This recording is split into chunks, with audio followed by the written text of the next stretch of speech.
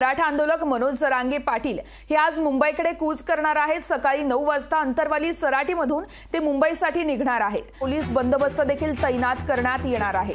26 जानेवारीला मराठा आंदोलक मुंबईत धडकतील आणि त्यानंतर उपोषणाला सुरुवात केली जाणार आहे।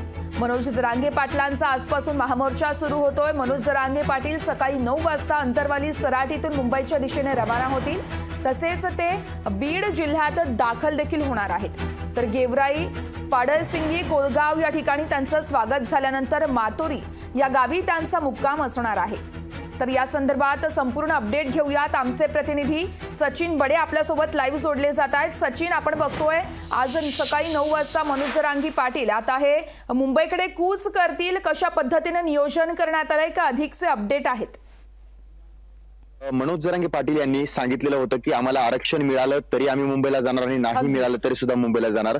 मात्र याचे दोन वेगवेगळे प्रकार आहेत। आरक्षण मिळालं तर गुलाल घेऊन स्वागत करण्यासाठी सरकारचं आम्ही मुंबईला जाणार, आणि जर आरक्षणच मिळालं नाही तर आम्ही आरक्षण घेण्यासाठी मुंबईला जात आहोत आणि त्याला अखेर मुहूर्त लागलेला आहे। म्हणजे आज 9 वाजेच्या नंतर मनोज जरांगे पाटील आणि मराठा बांधव जे आहेत ते मुंबईकडे रवाना होत आहेत आणि यांच्यासोबतच बच्चू कडू हे सुद्धा या मोर्चामध्ये पायी चालणार आहेत। ते सुद्धा या मोर्चामध्ये सहभागी होत आहेत, कारण त्यांनी सुरुवातीला एक आंदोलक म्हणून त्यांनी सुद्धा सरकार दरबारी हा प्रश्न मांडलेला होता। मात्र सरकारकडून कुठल्याही प्रकारे ठोस पावलं उचलली जात नाहीत, त्यामुळे बच्चू कडू सुद्धा या आंदोलनामध्ये सहभागी होत आहेत।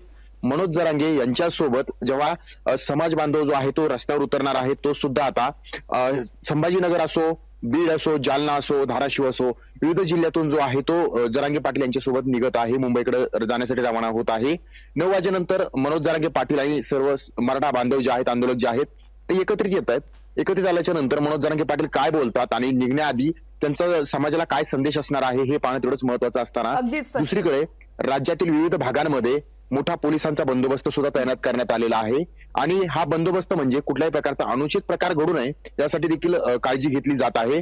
आणि मनोज जरांगे पाटील म्हणतात की आम्ही आता निघाल्याच्या नंतर आरक्षण घेऊनच निघणार आहोत, त्यामुळे आता काही वेळामध्येच मनोज जरांगे पाटील हे मुंबईकडे रवाना होणार आहेत। नक्कीच सचिन, तू या संपूर्ण घडामोडींवरती असाच लक्ष ठेवून राहा। प्रत्येक अपडेट तुझ्याकडून आपण जाणून घेतच राहू। तुर्तास धन्यवाद तू दिलेल्या सविस्तर माहितीसाठी। लोकशाही मराठी ऐका, पहा, जागरूक रहा।